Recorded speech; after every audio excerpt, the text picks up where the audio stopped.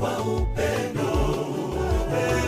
Ni kama mafuta imiminikayo mbeguni mwa Haruni.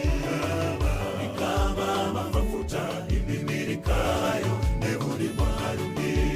Miaka yetu ilaliwa na nzige, Bwana atarejesha. Tutakusanyika tena kwa upendo tele.